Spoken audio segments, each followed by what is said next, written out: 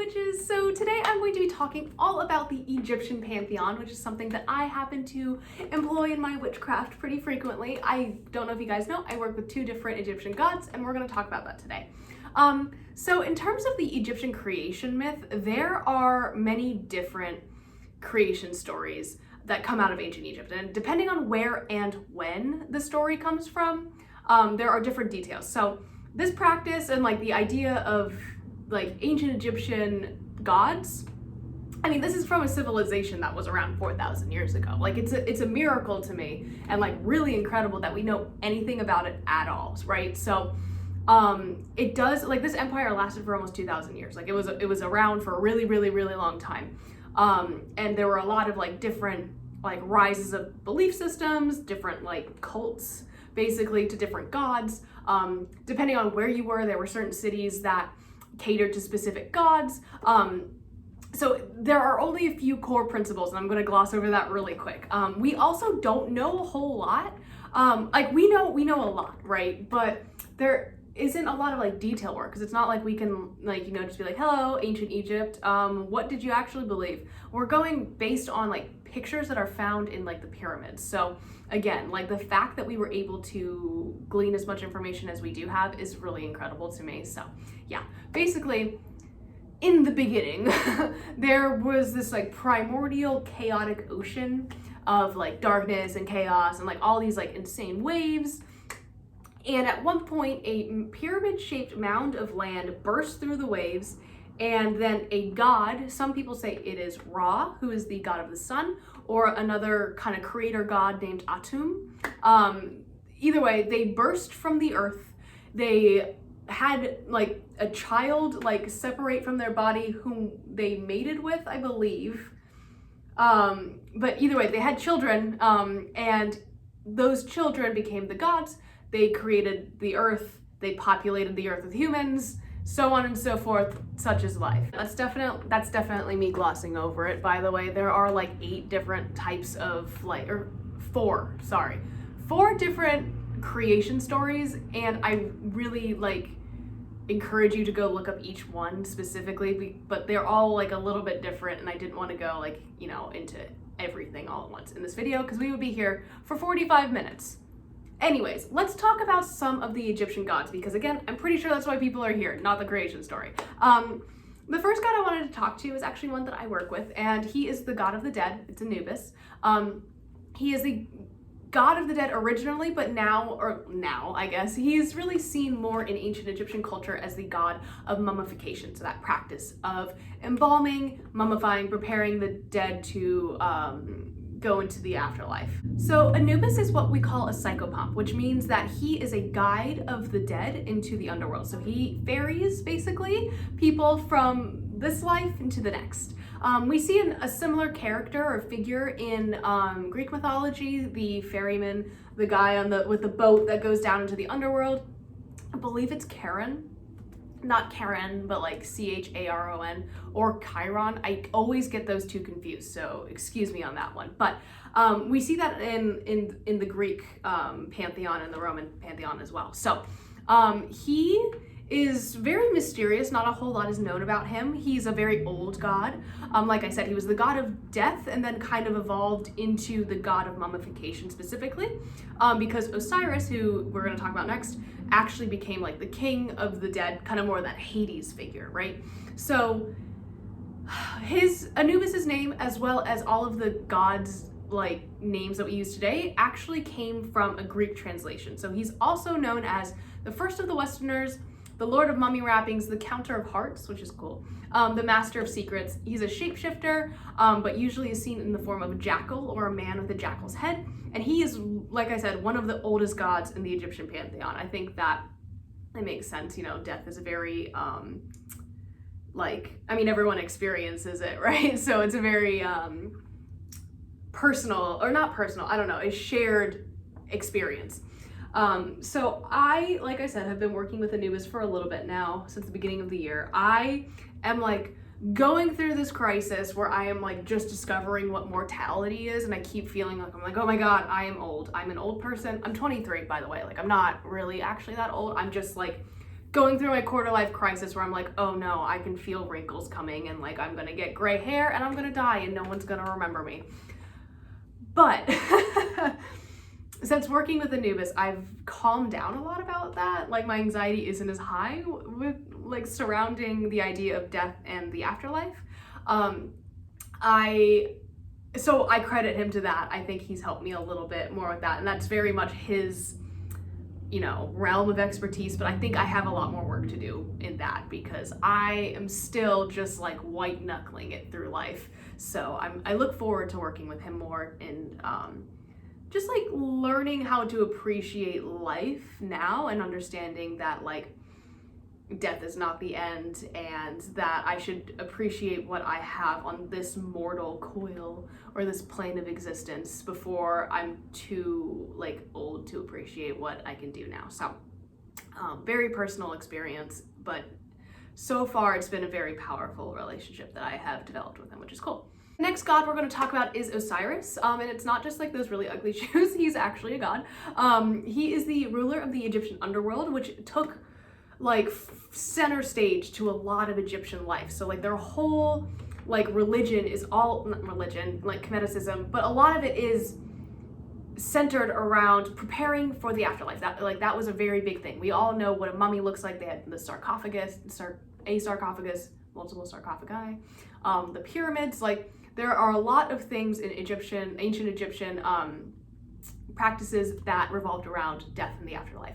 If I accidentally slip up and say Egyptian, I'm not talking about modern Egypt, like that's completely different. I'm talking about ancient Egypt in this video, so yeah. So in life, Osiris was a great king and ruler, but in death, he was chosen to be the judge of the dead.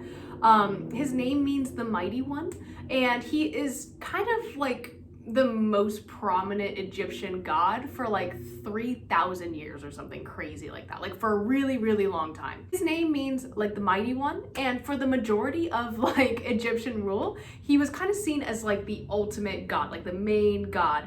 Ra definitely is up there too, and we will talk about him in a second, but Osiris is very, very, very important to Egyptian, like the ancient Egypt, like pantheon.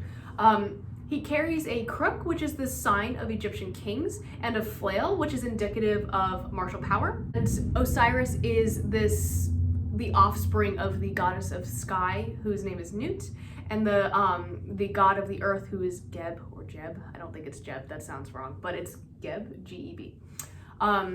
The next god we're going to talk about is Set, who is the trickster god. This is kind of I think a more well-known god as well, especially if you studied ancient Egypt at all in school. I know I studied it in elementary school and was like obsessed from a very young age, so I should have seen this one coming. So Set is, like I said, generally seen as antagonistic, though in one story he did end up siding with Osiris to defeat a chaos beast named Apophis, which really sounds like something out of D&D, but is actual mythology. His name means he who is below. He's a shapeshifter, so he can turn into an ox, a hippo, a bull, a crocodile, and a panther.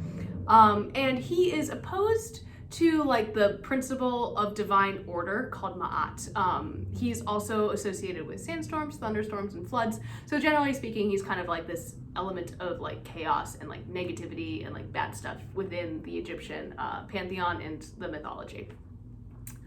The next goddess we're going to talk about is Isis, who is, I think, one of the more like most commonly known. If you have seen any of Rihanna's tattoos, I believe she has Isis like tattooed like here on her like stomach and like under her boobs, which is like cool.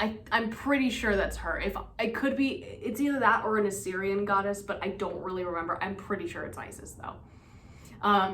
But anyways, she was a very, very powerful sorceress, a healer, a protective mother. She was known for healing and compassion. And when I think about Isis, she really gives me that like mama bear energy. So if that's something that you were interested in working with, or if you have a similar energy, definitely check out Isis. She has had many, many adherents over the thousands of years that she was a prominent goddess. And I'm sure she would love to talk to you as well and work with you.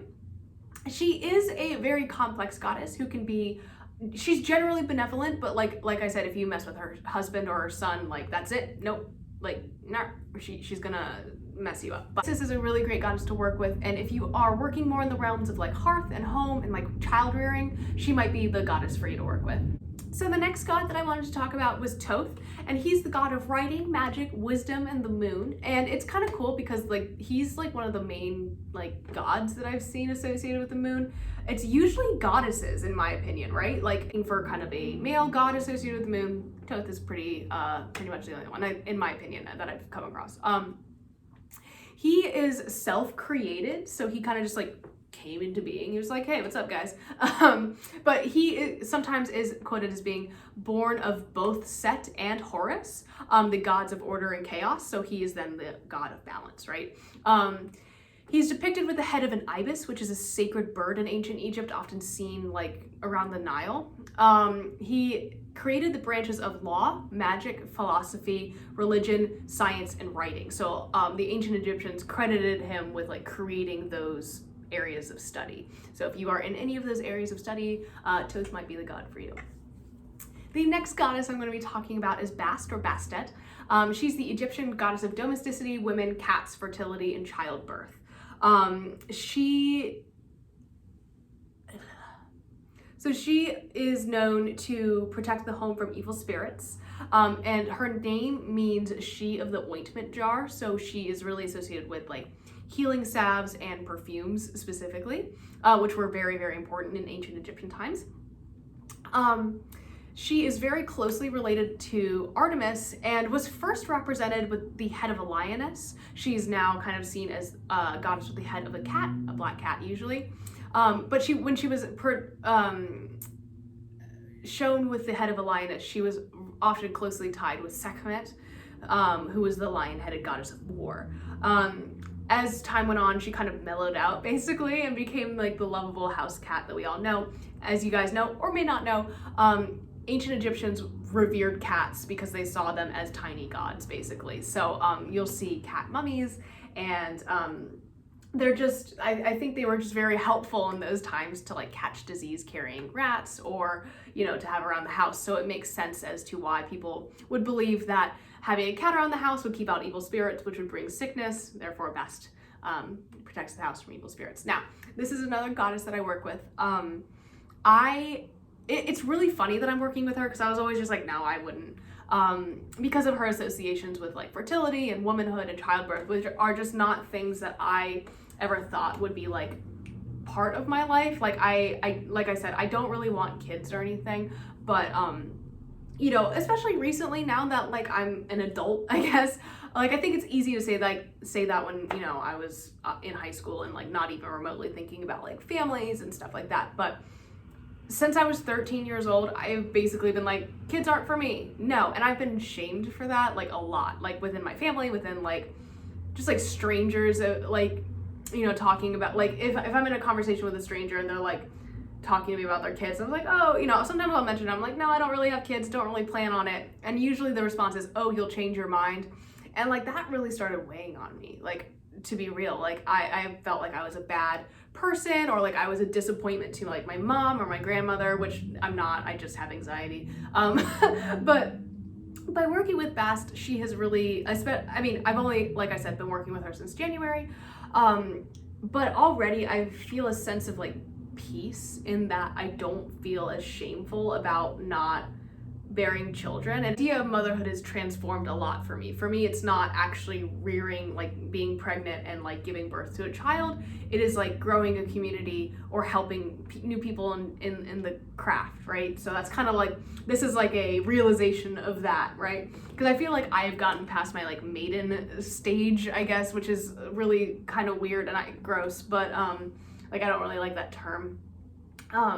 But I was like reading all this stuff and it's like, well, when you become a mother, and I'm like, well, I'm not ever going to do that. So like, what does that mean for me and my craft? Does that mean I'm like not going to ever be a fully realized witch? And the answer is no. It's just how you perceive the term motherhood. So rant over, but yes, Bastet has helped me a lot. The next god we're going to talk about is Ra, and he is the god of sun and creation. He was either self-created or created very shortly after the universe was. Most major Egyptian gods are direct descendants of Ra, and all pharaohs claim to be direct descendants of him, which justified their rule. So it's kind of like that divine ruler, the god king thing. The word Ra actually means sun, so he is like seen as like a solar disc sometimes. He wielded both the scepter and the ankh, which pointed to his divinity and his godlyhood. So he's really just like a divine king. His divinity and his like kingliness. That's what I meant to say. And he is seen as a man with the head of a falcon. He travels across the sky in a solar boat, so that's like the sun traveling across the sky, and the boat's called Atet. He is the god of kings, order, truth, justice, balance, cosmic law, and the sun. So he's very much like that, almost like Zeus figure, I guess, but like also Helios. It's kind of combined. The final god I wanted to talk to you guys about today is Horus, who is the god of the sky. There are actually two gods within the Egyptian pantheon that are named Horus. So you have Horus the Elder, so that's one of the original gods that was born from Ra. And the Horus the Younger, who is the son of Isis and Osiris. The name means the distant one. Most mythology, most Egyptian mythology actually refers to Horus the Younger. So he is, like I said, the most powerful like sky god. He's associated with both the sun and the moon, and he's the protector of Egyptian royalty. He is the avenger of wrongs, the defender of order, and also a god of war. So he is kind of seen, I believe, with the head of a hawk, if I am not mistaken. So yeah, Horus is also associated with the symbol, the Eye of Horus, which is kind of one of, if you think about the ancient Egyptian like eye with like the little like markings underneath, I guess. That's his symbol basically. So if you haven't seen it before, you should look it up. It's really cool. So anyways, if you guys want to read more about ancient Egypt, there are a lot of books about Egyptology out there, and I recommend you start there. Like, even if it's just like the Guinness Book of Egyptology or like Britannica, whatever. But yeah, there's a lot of scholarly articles out there. A lot of the practices that were used in the ancient Egyptian like specific religion are not as applicable today because they require a high priest. So I think that working with Egyptian gods, it is definitely done and doable. So like, don't get me wrong. Like, I'm not saying that, oh, this doesn't exist, because I'm sure it does. But it's kind of seen as less, well, I mean, there's not really like, I can't go up the street and see a temple dedicated to Horus. You know what I mean? Like, I'm not going to see that. So that is why it's cool that it's kind of seen a resurgence in neo-paganism. And I really encourage you to read some of the pyramid texts if you can, and just read up on Egyptology, because it is very, very, very cool. So I hope this helped you get acclimated or introduced to some Egyptian gods, and I hope this, my personal anecdotes weren't too crazy, but if you work with Egyptian gods, I would love to hear more about it, and tomorrow we'll talk about the Greek ones. See you guys later. Bye.